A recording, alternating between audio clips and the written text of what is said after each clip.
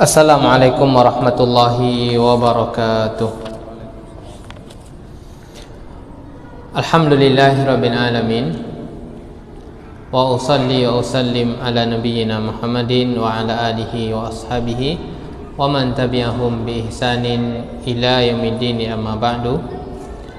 Alhamdulillah, kita memuji Allah Subhanahu wa taala atas karunia dan taufik yang Allah berikan kepada kita sehingga kita bisa mempelajari agama Allah taala.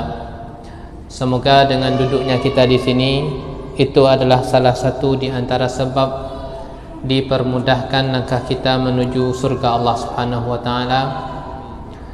Kemudian salawat dan salam kepada Nabi kita Muhammad sallallahu alaihi wasallam. Semoga selalu tercurahkan kepada beliau, kepada sahabat beliau, kepada keluarga beliau dan orang-orang yang senantiasa mengikuti jalan beliau. Para hadirat yang dirahmati oleh Allah Subhanahu wa taala. Alhamdulillah, dengan taufik dari Allah Subhanahu wa taala kita telah selesai dari mempelajari rukun iman. Rukun iman yang terakhir kita pelajari pada pertemuan yang ke-10 kemarin itu adalah berkaitan dengan iman kepada takdir, bahwasanya semua kita itu telah Allah takdirkan, telah Allah catatkan di Lauhil Mahfuz sebelum penciptaan 50.000 tahun langit dan bumi. Kemudian insyaallah para hadirat, kita akan mempelajari rukun yang berikutnya adalah rukun Islam. Adalah rukun Islam, insyaallah ini akan sistematis seperti rukun iman yang kemarin kita selesaikan satu persatu. Oleh karenanya semoga Allah berikan keistiqomahan pada kita untuk mempelajarinya. Para hadirat yang dirahmati oleh Allah Subhanahu wa taala, telah kita ketahui bahwasanya rukun iman tersebut itu adalah 5. Rukun iman ada 6. Baik, kita lihat pembahasan yang pertama adalah dalil bahwa rukun iman itu 5. Dalil bahwa rukun iman itu 5 adalah hadis yang dikeluarkan oleh seorang melalui sahabat Ibnu Umar radhiyallahu anhuma. Jadi dua orang sahabat berarti ya. Bapaknya seorang sahabat, anaknya juga sahabat. Kalau anak dan bapak itu sahabat, maka disunahkan bagi kita menggunakan kata-kata radhiyallahu anhuma. Sahabat Ibnu Abbas radhiyallahu anhuma, karena ayah beliau sebagai seorang sahabat, anak pun juga sebagai seorang sahabat. Nah, dari sahabat Ibnu Umar radhiyallahu anhuma qala sami'tu an-nabiyya sallallahu alaihi wasallam. Inilah kelebihan para sahabat. Sebagian mereka mendengar langsung sabda Nabi sallallahu alaihi wasallam yang suci, yang tidak ada di situ unsur kesalahan, yang mana beliau wa ma yantiqu anil hawa in huwa illa wahyun yuha. Keutamaan para sahabat bertemu langsung dengan Nabi, mendengar langsung ucapan mulia Nabi sallallahu alaihi wasallam. Nabi sallallahu alaihi wasallam mengatakan buniyal islamu ala khamsin. Islam tersebut dibangun di atas 5 unsur pokok. Inilah yang kemudian diistilahkan oleh para ulama dengan istilah rukun Islam. Bunyal Islamu ala khamsin. Islam tersebut dibangun di atas 5 perkara. Syahadati an la ilaha illallah wa anna Muhammadar Rasulullah, persaksian bahwasanya tidak ada sesembahan yang berhak untuk disembah kecuali Allah Subhanahu wa taala, dan bahwasanya Muhammad itu adalah Rasulullah. Itu rukun yang pertama. Wa iqamis salah, mengerjakan salat, rukun yang kedua. Wa ita'iz zakah, membayar zakat. Wa hajjil baiti, yaitu naik haji. Wa saumi Ramadan, dan puasa bulan Ramadan. Nah, ini 5 ini insyaallah yang akan kita pelajari. Semoga Allah memberikan keistiqomahan kepada kita.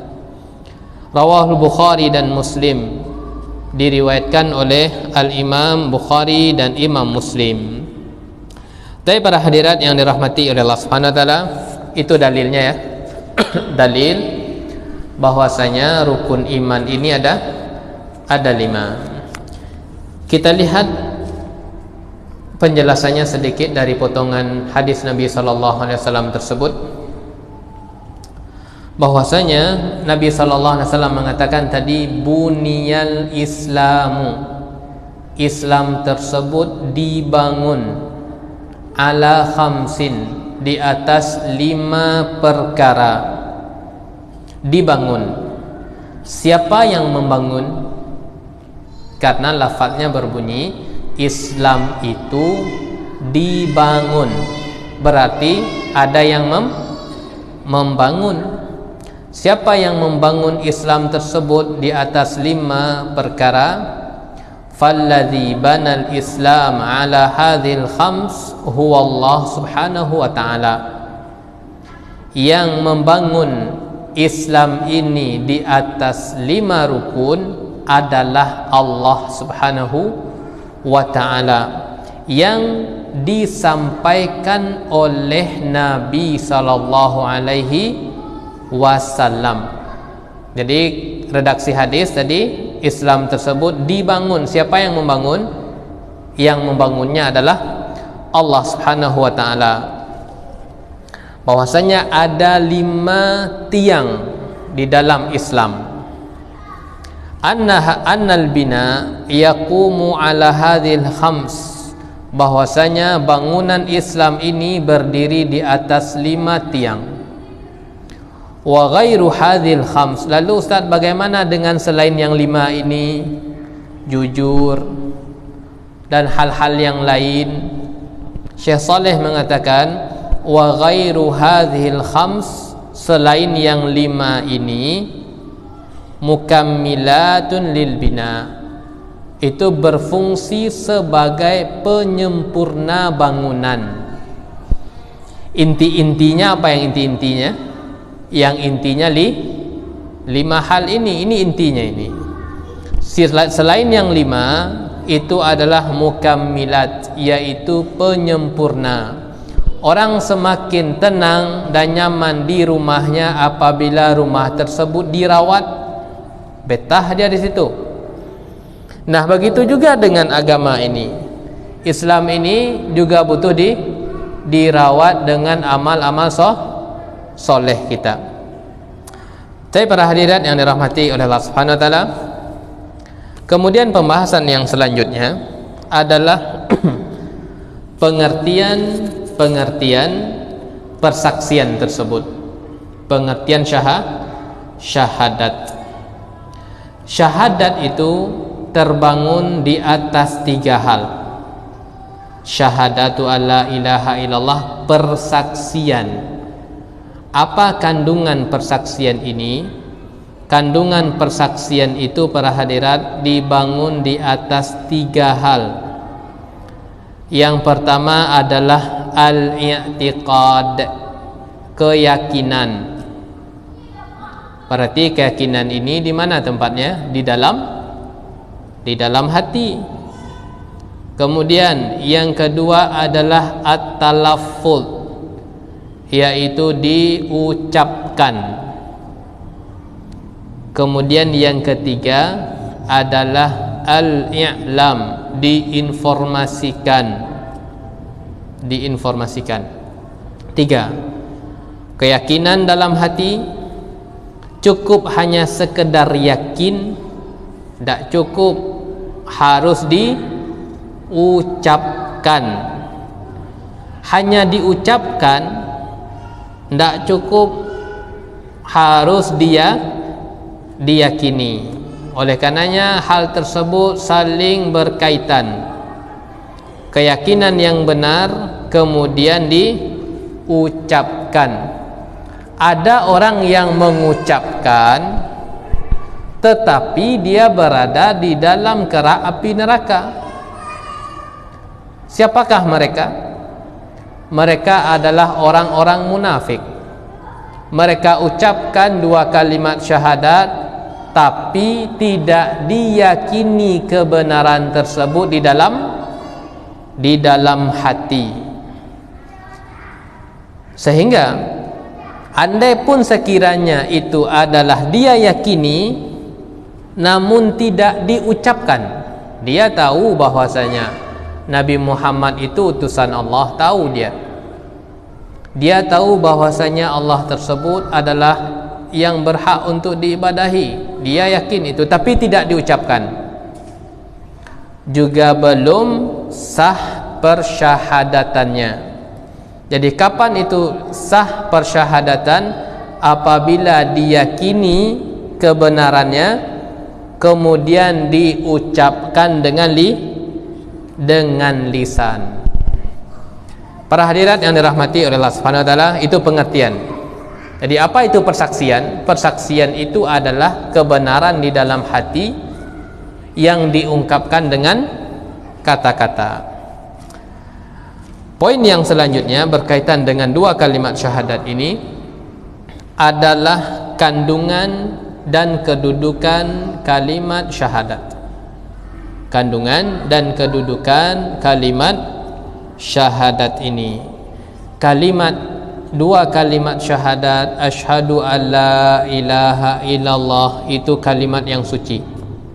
Itu kalimat yang suci, kalimat yang agung, yang memiliki kandungan yang datang sesuai dengan beberapa riwayat. Kita hanya sebutkan sebagian saja.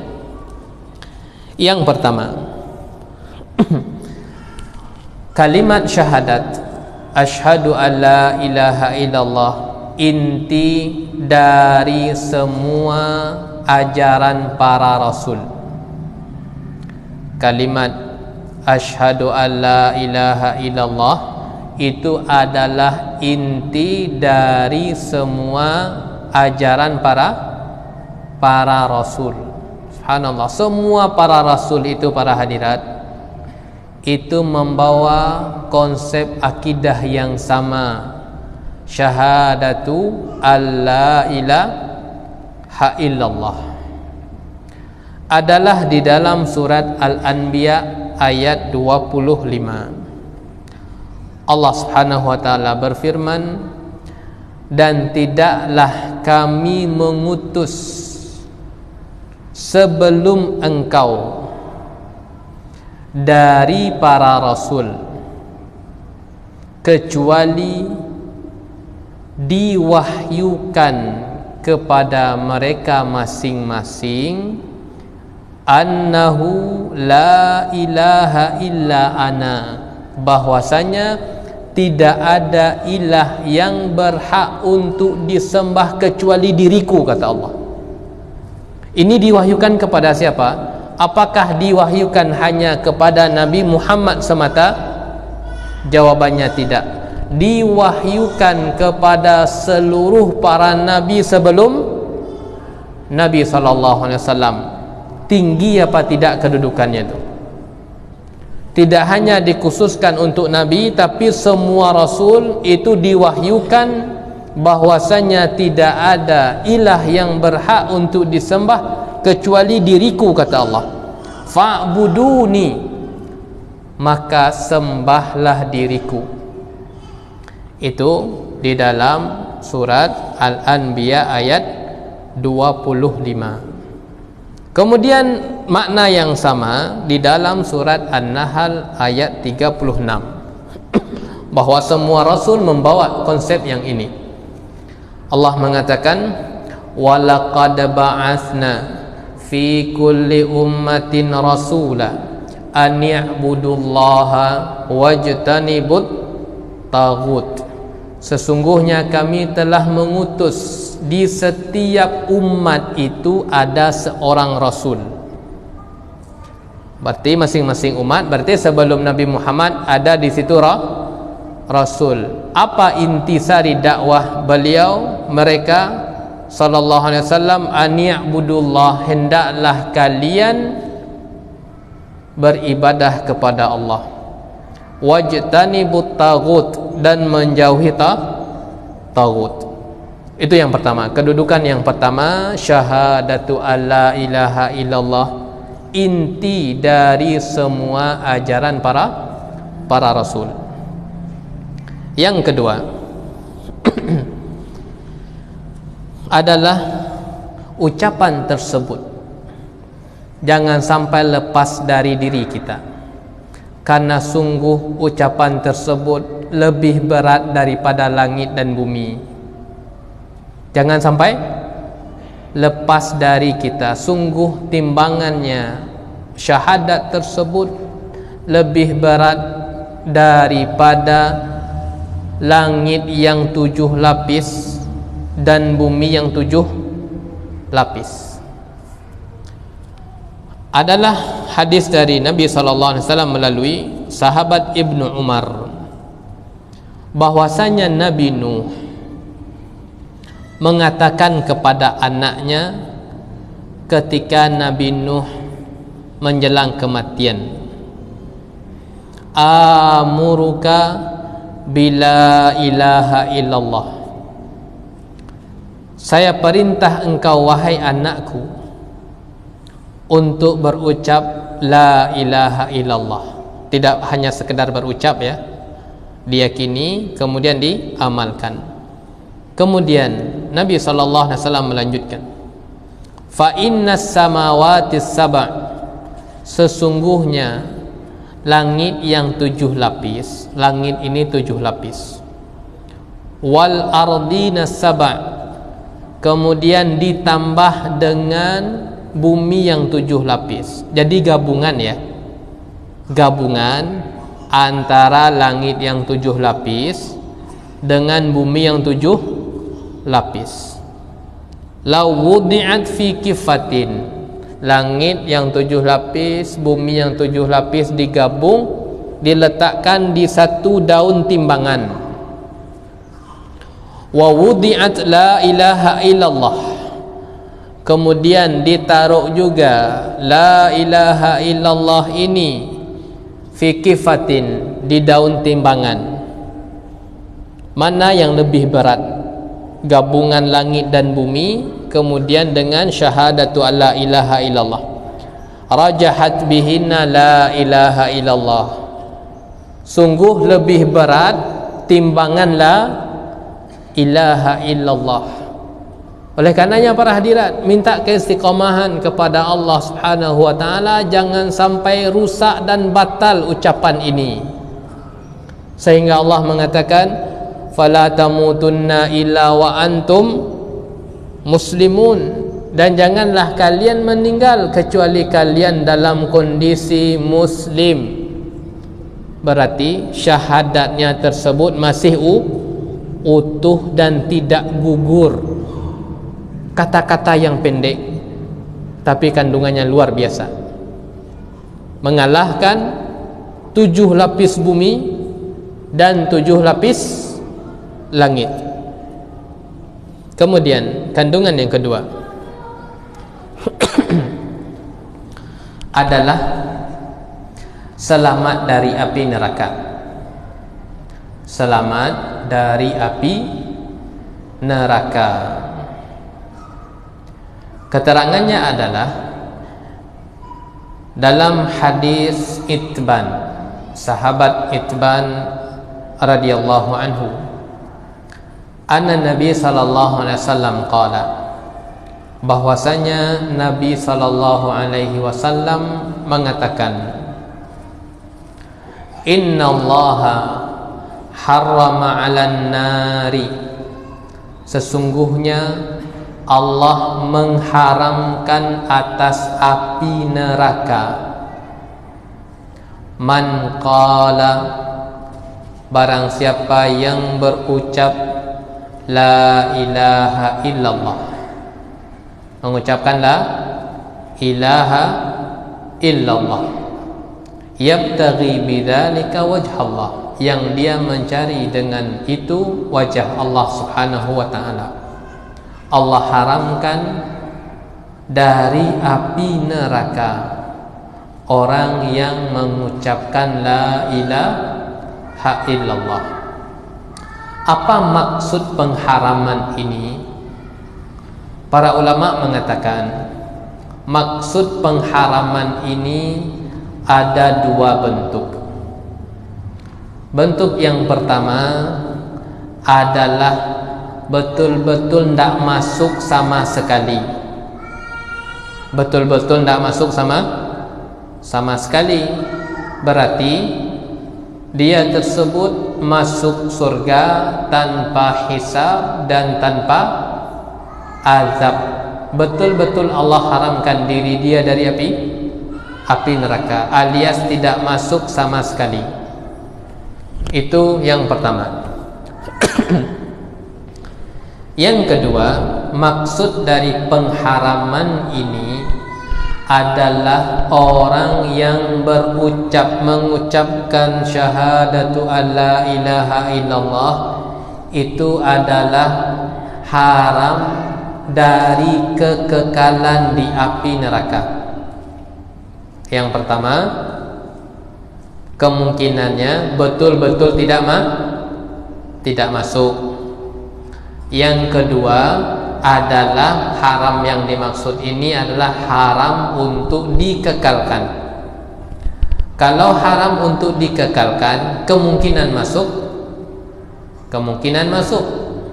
Oleh karenanya kaum muslimin yang berbuat dosa, usatul mukminin, itu adalah bisa masuk ke dalam neraka, akan tetapi tidak kekal. Bisa masuk ke dalam api neraka, akan tetapi tidak kekal. Akhir dari perjalanan seorang mukmin, seorang muslim adalah di dalam surga meskipun sempat masuk ke dalam neraka. Berarti naba ayat itu dosa. Ucapkan sajalah la ilaha illallah wa bebas dari dunia. Kan akhir dari kehidupan kita akan masuk ke dalam surga. Yang namanya azab itu tidak ada yang ringan. Yang namanya azab tidak ada yang senang. Kalau senang tidak dinamakan dengan azab. Kalau senang dinamakan dengan nikmat.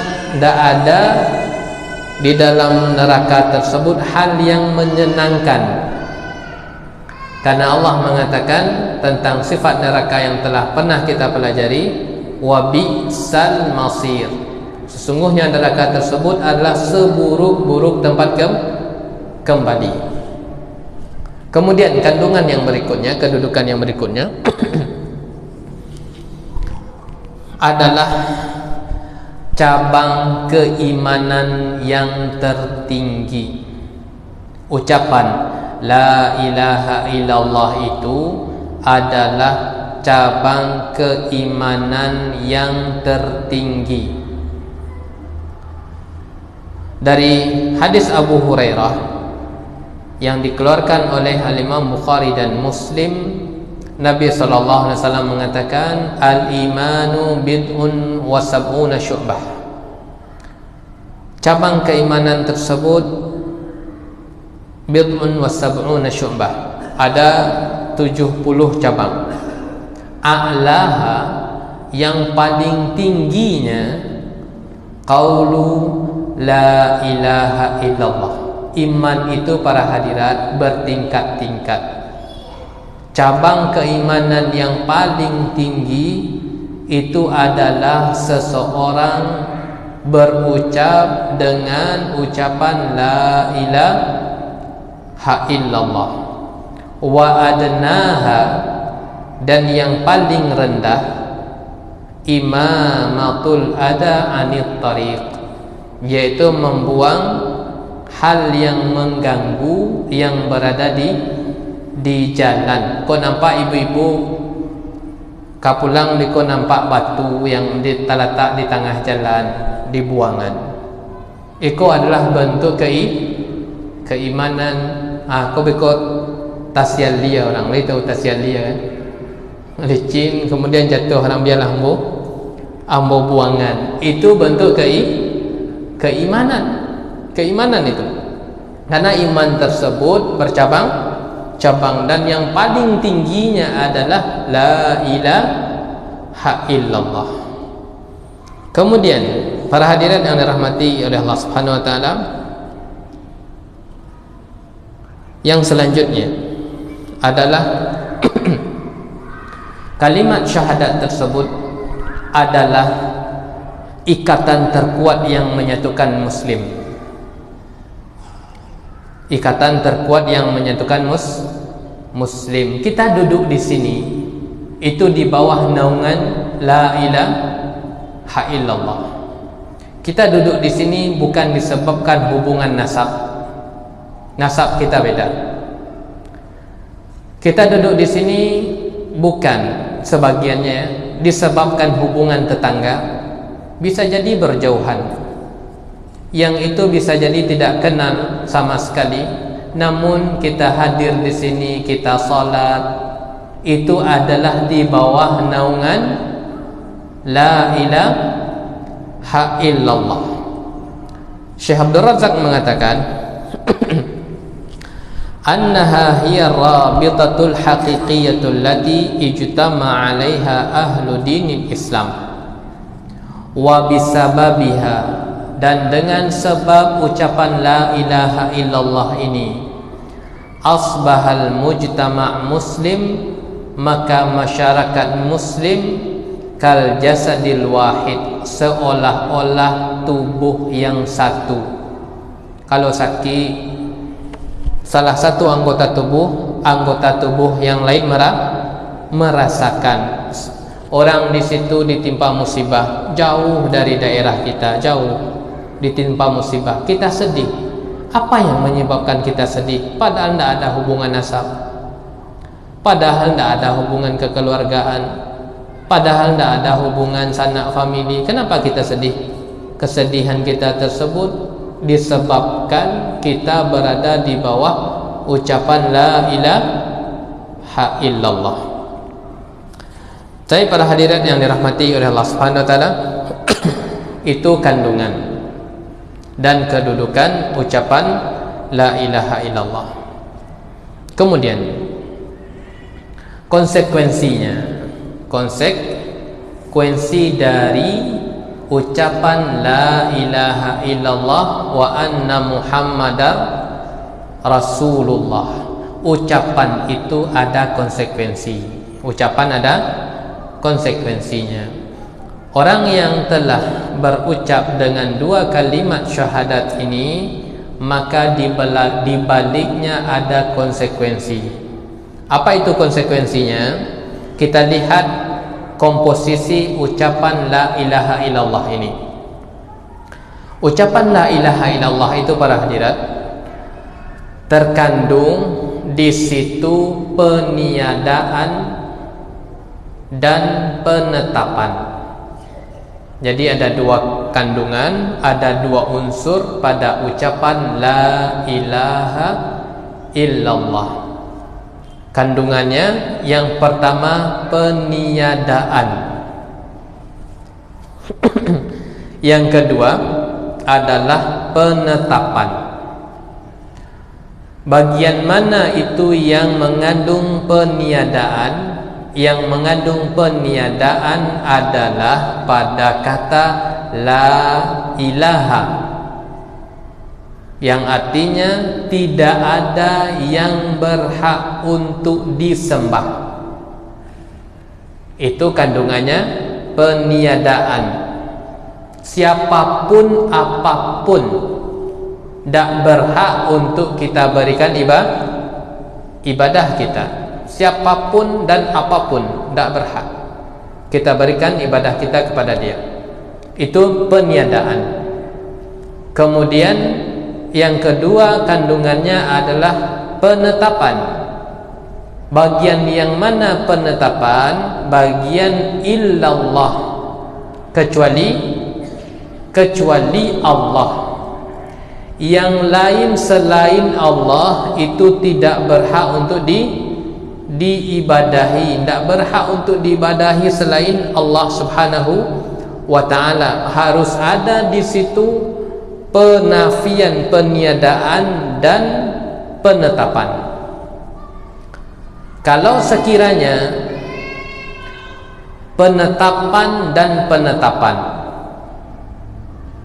Allah berhak diibadahi, selain Allah juga berhak untuk diibadahi, maka itu bukan kalimat tauhid. Allah berhak enggak diibadahi? Iya, Allah berhak. Selain Allah pun juga berhak. Maka itu bukan kalimat tauhid. Penetapan dan penetapan. Kalau sekiranya itu peniadaan dan peniadaan, selain Allah itu tidak diibadahi. Allah tidak perlu diibadahi. Kok diibadahi Allah? Allah itu tidak ada. Ada orang yang mengatakan Allah itu tidak ada. Jadi dia menggunakan konsep peniadaan dan peniadaan, maka bukan juga kalimat tauhid. Apa itu kalimat tauhid? Kalimat tauhid itu ada di situ kandungan peniadaan. Tidak ada yang berhak apapun dan siapapun untuk diberikan ibadah kita. Dan ditetapkan illallah, kecuali Allah Subhanahu wa ta'ala. Itu konsekuensi, itu potongan kalimat la ilaha illallah. Nah, penetapan dan peniadaan ini melahirkan konsekuensi. Apa konsekuensi yang dilahirkan? Yang dilahirkan adalah ifradullahi tabaraka wa ta'ala bil ibadah. Mentauhidkan Allah Subhanahu wa ta'ala dalam ibadah. Awak gitu bahijab waku harus dibangun di atas lillah. Karena kita telah bersyahadat tadi, asyhadu alla ilaha illallah. Kita hadir ngaji kita ini harus dibangun lillah. Karena kita telah mengikrarkan dalam diri kita. Ketika kita telah mengikrarkan dalam diri kita, harus ada di situ konsekuensi yang berupa perwujudan dari la ilaha illallah itu. Kita hijrah kita harus dibangun lillah. Kita keluarkan uang 1.000 rupiah untuk sedekah. Sedekah kita lillah. Kita berharap agar urusan kita dilancarkan, agar ada kemudahan dari urusan kita, maka minta kepada Allah. Karena doa itu bagian dari ibadah. Kita ingin aman, merasa aman, maka memohon perlindungan kepada Allah. Jangan kita alirkan darah hewan untuk mendapatkan ketentraman dan keamanan. Bako di bali kambiang agar ambo cucurkan darahnya, soalnya ambo akan membuka lahan baru. Takut diganggu dengan darah tersebut, itu ambo bisa aman dari berbagai macam gangguan. Kalau ingin meminta keamanan, rasa aman, minta kepada Allah. Kan sudah diajarkan oleh Nabi SAW kalimat a'udzu bikalimatillahi at-tammati min syarri ma khalaq. Nabi SAW mengatakan, barang siapa yang, ini di kitab Tauhid ada ini, barang siapa yang berhenti di suatu tempat, turun di suatu tempat, kemudian mengatakan a'udzu bikalimatillahi, saya berminta perlindungan kepada dengan kalimat Allah Subhanahu wa taala, min syarri ma khalaq, dari makhluk yang jahat. Kalau telah kita serahkan diri kita kepada Allah, kira-kira adakah makhluk yang kuasa untuk memberikan mudarat kepada kita? Tidak akan kuasa, karena semuanya itu makhluk, meskipun makhluk itu buruk. Serahkan diri kita kepada Allah. Oleh karenanya rasa-rasa takut yang ada dalam diri kita, kalau melewat ke situ harus batua gitu, iko pertanda minta izin. Syariat telah mengajarkan konsep untuk bertauhid, seperti doa yang kita bacakan tadi. Oleh karenanya pada semua ibadah kita, apapun itu harus kita tujukan alamatnya kepada Allah Subhanahu wa taala, karena bentuk konsekuensi dari syahadatu la ilaha illallah. Kemudian yang kedua konsekuensinya adalah al-bara'atu minasyirki wa ahlihi, yaitu berlepas diri dari kesyirikan dan pelakunya. Kita harus berlepas diri dari kesyirikan dan pelakunya. Bagaimana?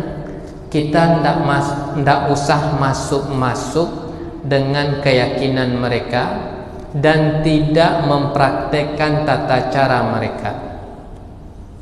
Karena di dalam surat Al-Kafirun kita diajarkan, qul ya ayyuhal kafirun la a'budu ma ta'budun. Ini konsep kita sebagai seorang muslim yang telah bersyahadat. La a'bud, saya tidak menyembah, saya tidak melakukan tata cara ibadah kalian yang mengandung di situ unsur kesyirikan. Saya tidak lakukan itu.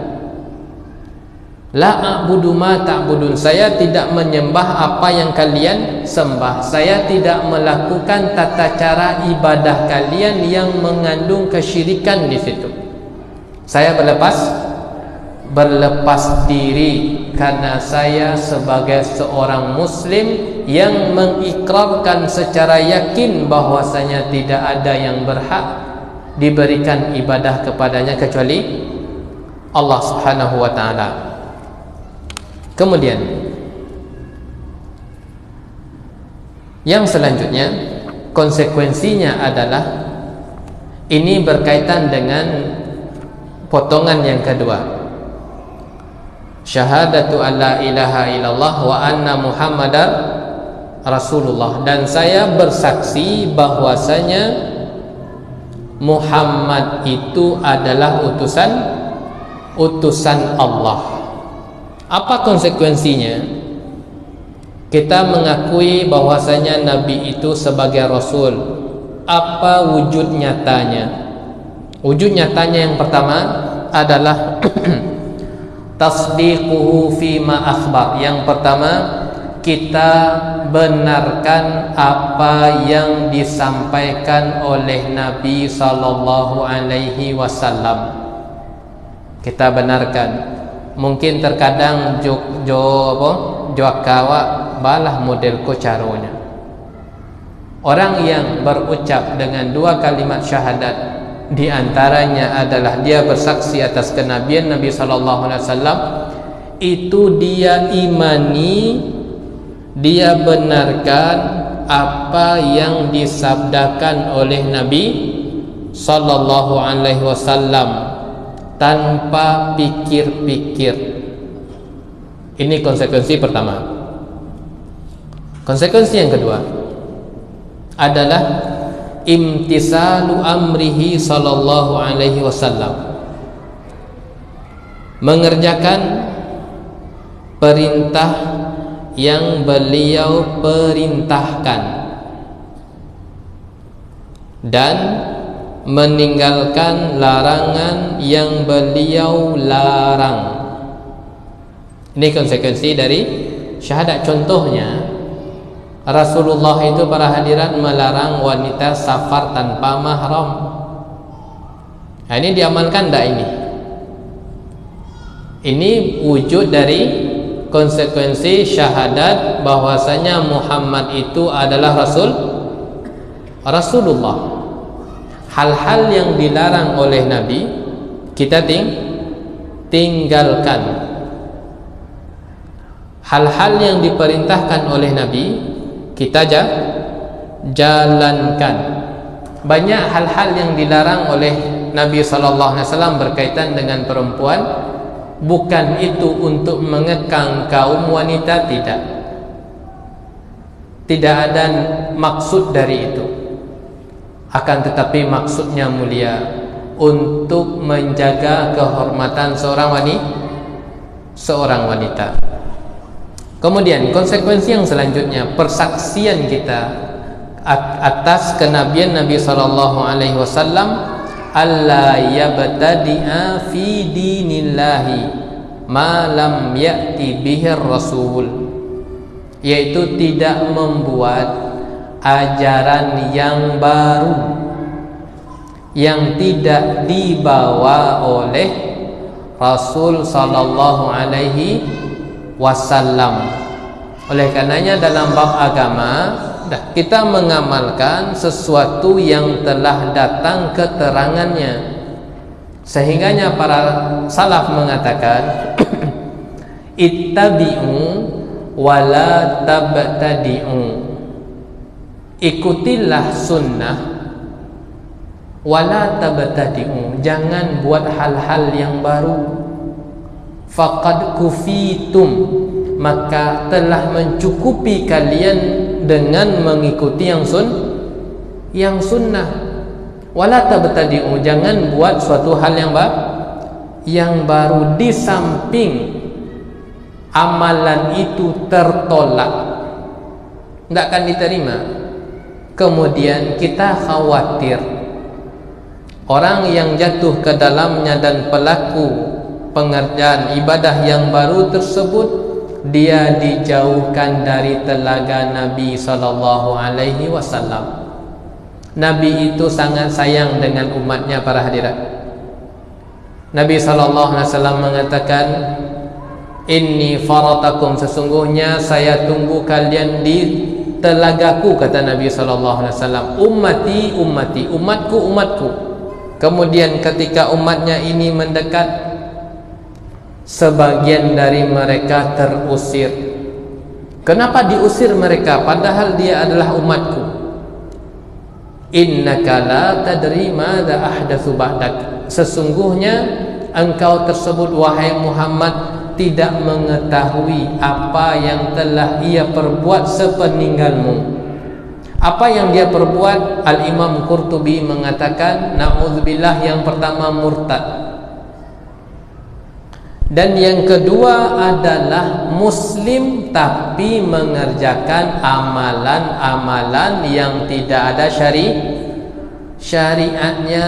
Salaf mengatakan ittabi'u, cukupkan dengan suatu hal yang telah datang riwayatnya. Wala tabtadi'u, dan jangan bikin sesuatu ritual ibadah yang tidak ada dalilnya. Cukupkan dengan yang sunnah. Sungguh sunnah itu 24 jam ada, itu sangat banyak. Para hadirat yang dirahmati oleh Allah Subhanahu wa taala,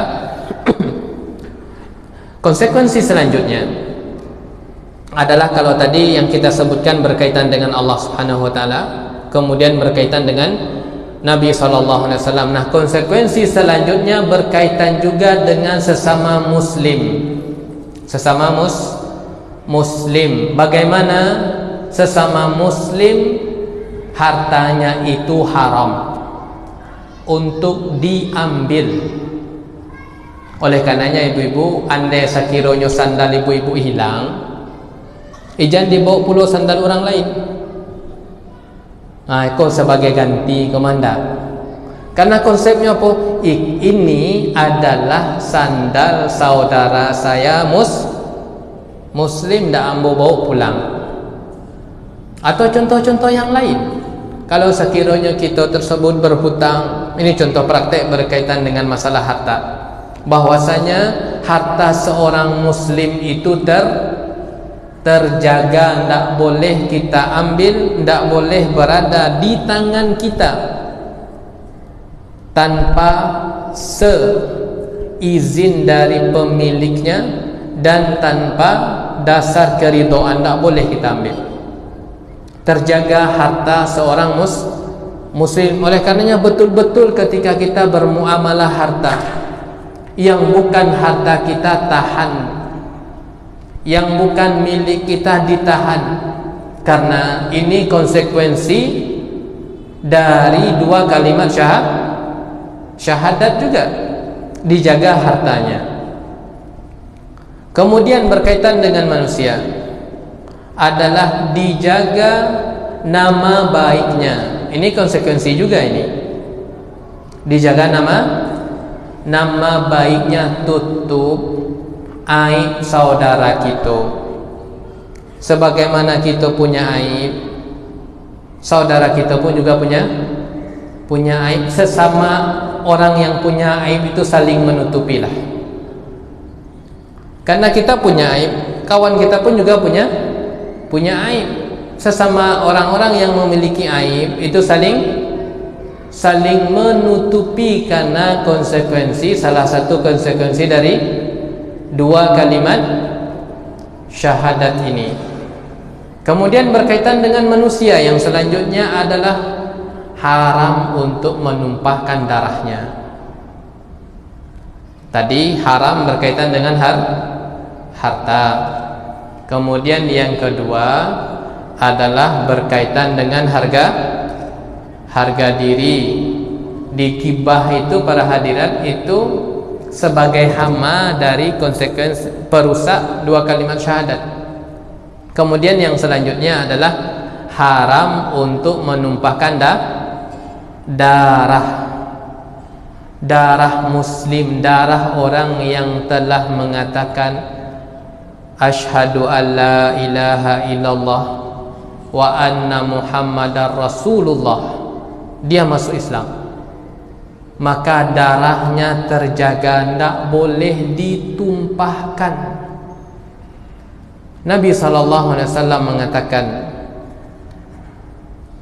la zawalud dunya, ini tentang darah seorang muslim. La zawalud dunya, hilangnya dunia ini, hilang dunia, seluruh pernik-perniknya hilang. Berapa tu kekayaan? Ahwanu, lebih ringan daripada tertumpahnya darah seorang muslim, terbunuhnya seorang muslim tanpa hak.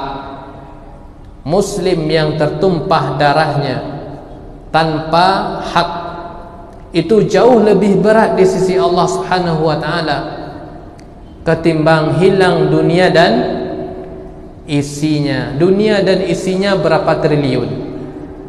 Kalau ada angka di atas triliun mungkin kita menggunakan itu. Namun sangat disayangkan gara-gara seekor ayam hilang nyawa seorang muslim. Gara-gara sepetak tanah hilang nyawa seorang muslim. Kenapa demikian? Karena tidak mengetahui sebuah konsekuensi, karena minim pengetahuan tentang konsekuensi. dia itu adalah saudara saya semuslim, seakidah. Haram bagi saya berkaitan dengan harta dia, kecuali dia ridho, ya. Haram bagi saya untuk menyebarkan keburukannya, iya, dia saudara muslim saya.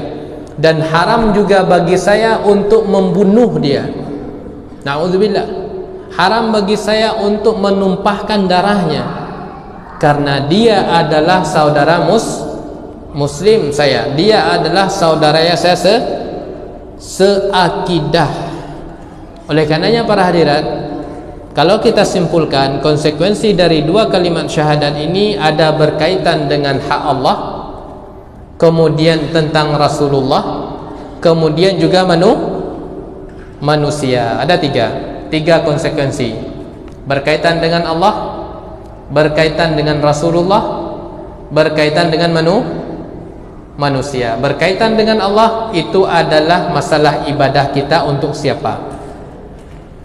Berkaitan dengan Rasulullah itu adalah sikap kita dengan sabda Nabi bagaimana. Berkaitan dengan manusia, jaga tiga hal ini.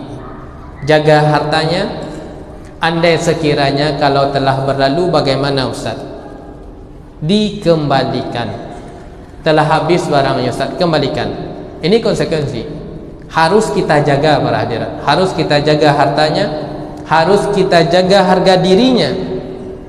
Andai sekiranya ada kata-kata gibah yang keluar dari kita, sebagai bentuk konsekuensinya adalah minta maaf kepada dia.